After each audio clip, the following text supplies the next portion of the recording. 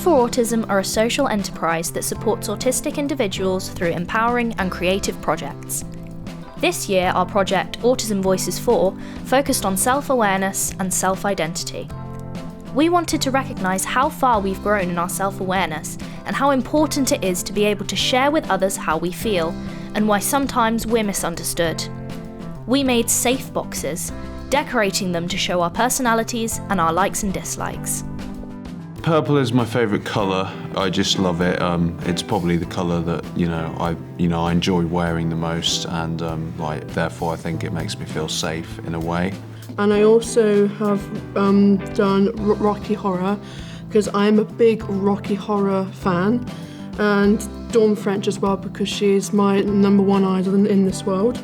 I just decided that red was bad and blue was good and stuff really. And if you can see the lid here, it's just my likes and dislikes. I decorate my box like this because every time I hear any of my dog's names or paw prints, I instantly get happy because I love dogs. A fish that I got is Tails the fish. Very smart because when the heron comes, Tails always goes to the bottom of the pond, so Tails hasn't been eaten yet, luckily. Liverpool Football Club, because that's who I support. I coloured it with the green on the lid because green has always been my favourite colour the whole time I've been around pretty much. I made my box like this because it's kind of like the two different sides of me, and the pink side with all this stuff represents the side of me that likes cute things, and it has my favourite animals, and the other side of my box is the side of me that likes really cool tomboyish things like Marvel superheroes and rock music and Star Wars.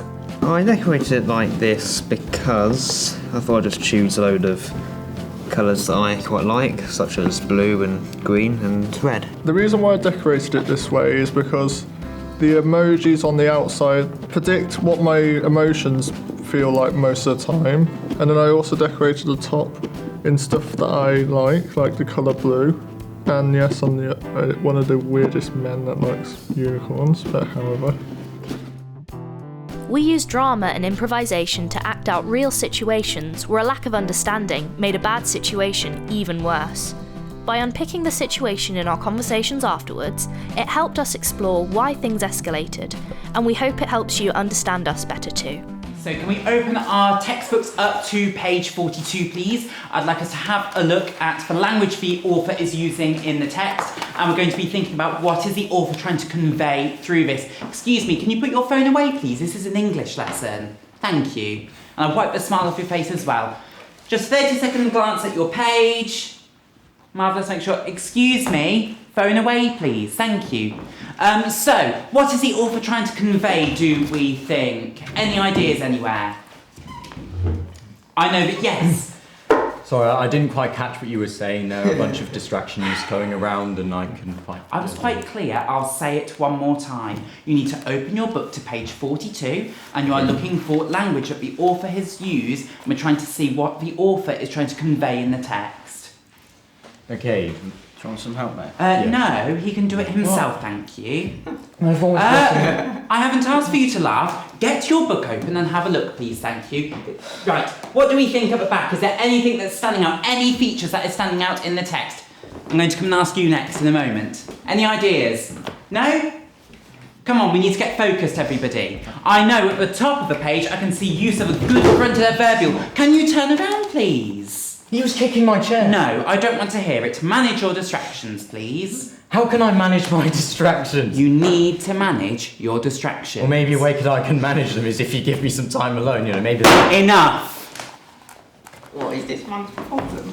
I'm waiting for everyone to be looking this way and getting on. Everybody, can we ignore that? You can come and see me at break time. I'm not having people storming out of my classroom. I think Jordan deserves an Oscar for that performance as a teacher, don't you? As the teacher, I guess, the teacher was seeing a pupil in the class that just wasn't very focused, a pupil that was kind of just had their attention everywhere else, and just it appeared to the teacher that the pupil just wasn't trying. I don't think I was a pupil who wasn't trying. I was trying desperately hard to listen. But when there's so much stuff going on around me, my attention just kind of goes... And what would you like the teacher to have been like with you? Well, I mean, if the student hasn't quite got it, I mean, shouting them down's not going to achieve anything, is it? If you're a teacher, you just see these kids as things to work on. Obviously, you're going to try and want to discipline them into place, so I think that's the teacher's mindset there. And would it work for you? No. Instead, I think I needed, 1, a safe space, and 2, a little bit of help, you know, because shouting someone down doesn't achieve anything, as I've said before. I think it would really make me think as a teacher it would make the teacher think about how they could really connect with George for pupil in that classroom and really think about what George would need, whether that be some safe time, maybe that be some clear time, and finding ways of connection and calming and following that 3C pathway of connect, calm and communicate. We found things to put in our safe boxes that help us feel calm and regulated. It's important to know what can help you when you feel sad and disconnected. This box here is a paw print memory from when my 11-year-old golden Labrador passed away last year. I've also got an emergency Kinder Bueno because it's my favourite chocolate, and sometimes when I'm feeling so stressed, I just need something to eat. Now, in it is a Wii remote to represent the Wii. It's like, we don't have to deal with any problems. It's great, fast. Well, firstly, I put some tea bags in there. Some pictures here. I've got a picture of me and my cat because my cat always makes me feel calm and happy when I'm around her. I've got my mum. My phone, and it's basically how I communicate with my friends, how I tell them if something's not right. A crystal, because I love to collect crystals. I am a witch. And then the stuff that makes me less stressed is inside the box, like this toy here. And so these are different worries that I have. This is quite good actually, because it's probably my biggest worry, overthinking. Here's another scene that we wanted to share with you. This happens a lot. Good morning, darling. Did you sleep well? It's getting a little bit late. Can you get up and get ready for school, please? It's a lovely day outside. I've left the blind open for you. Come on.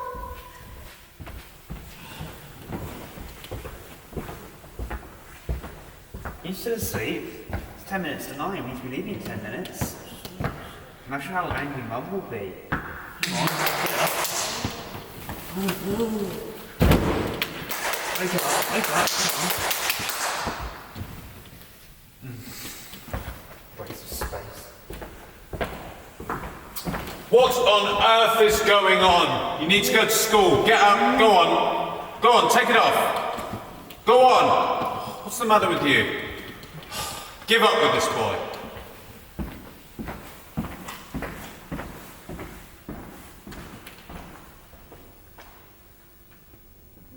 So you played the father and you were quite angry with Andrew. Mm-hmm. Why were you angry?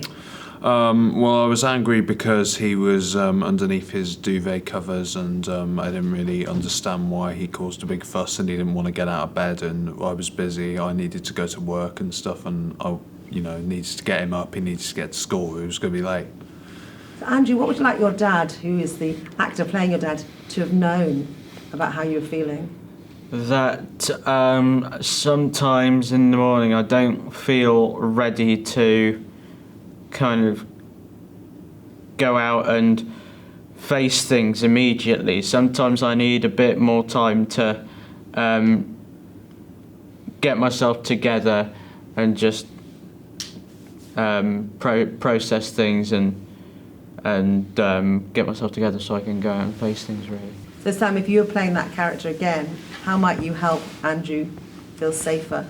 Well, I think I'd probably, I'd let him know, like I'd say, like, is there a routine that you feel more comfortable with, or is there a way that you feel more comfortable with getting up? Then I'd try and put that into practice so he feels more at ease. Because obviously, the character I was playing, obviously I wasn't trying to upset him. I was in a bit of a rush and I didn't understand. So obviously, if I did understand and I understood, if there's a certain routine or way he likes to get up in the morning, then, try that out and make sure that, in order to be a bit more organised and to help him as well, make him feel more comfortable and safe.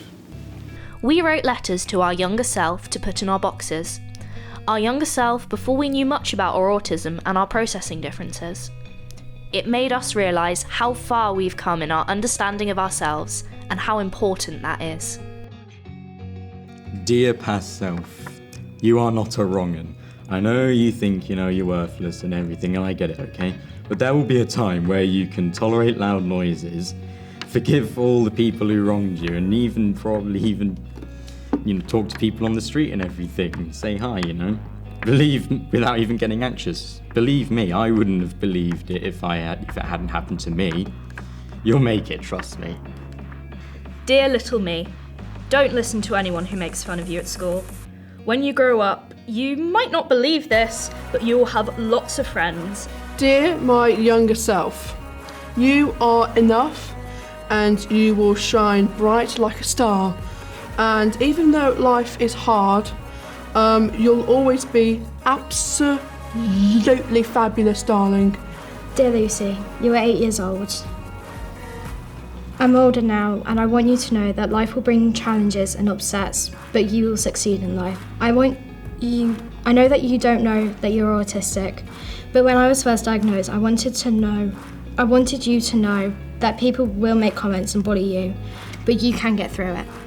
It's been 10 long years, and in that time, you'll meet some tough challenges. No matter how hard things get, don't give up. Keep going, and things will get easier. It's still a work in progress for me, but you'll burn bright one day. Keep going, never give up. You'll learn to be confident and talk to others about your autism and to be proud of it. But you're awesome just the way you are. You will shine bright like a star. You carry so much talent and so many skills, more than you know.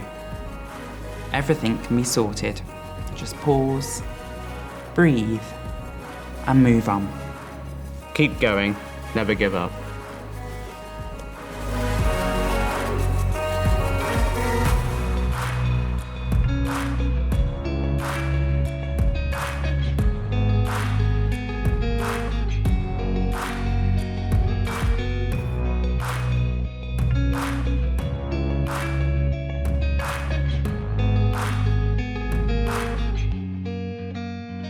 Thank you for watching. We'll see you again next time.